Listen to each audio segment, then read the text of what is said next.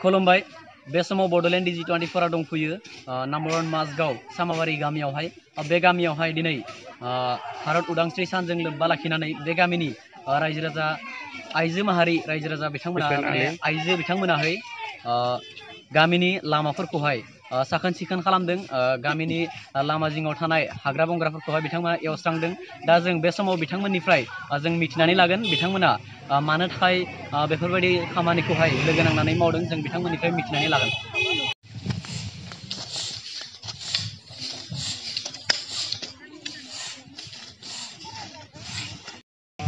आइजो माहारिया गामिनि लामाफोरखौहाय साखोन सिखोन खालामदों दा बे समाव आङो नोंथांमोननो बेनिनो मोननैसो नुथाय दिन्थिनो थाखाय आखायाव लादों।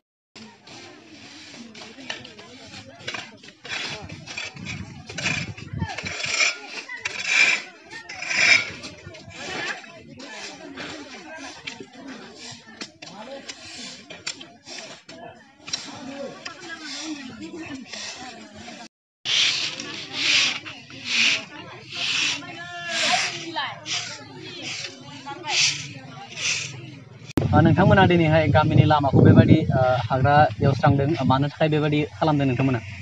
जों माने आइजो माहारिया माने जोंनि बे साबाबारि माजगाव बे गामिया जोंनि बे मोनजिथा गुट दङ आत्मसहायक गुट बे आत्मसहायक गुटआ जों गामिनि मोनसे खामानि मावनायाबा जोंनि बे 15 आगस्ट'आ साफाय अभियान लादो बे साफाय अभियानखौ जों जाफुंहोनो माने गामिनि लामा सामाफोरखौ जों बे दैलांनि थाखाय गाज्रि जाना दंमोन बेफोरखौ जों साफा खालामनो लादो।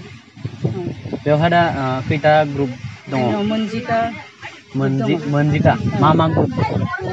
दावगाफु, माइनावस्रि, गाम्बारि, ओमफ्राय हाथरखि, दावगाफु आरो जुलि, रश्मि, अनजालि, जुलि, ओमफ्राय जुनाखि, चन्द्रमा, गाम्बारि मोनजिथा माने आत्मसहायक गुट दङ दा बेखौहाय नोंथांमोनखौहाय गासैखौबो ज' जानानै गामिनि लामाखौ साफा खालामदों जों गामिनि लामाखौ।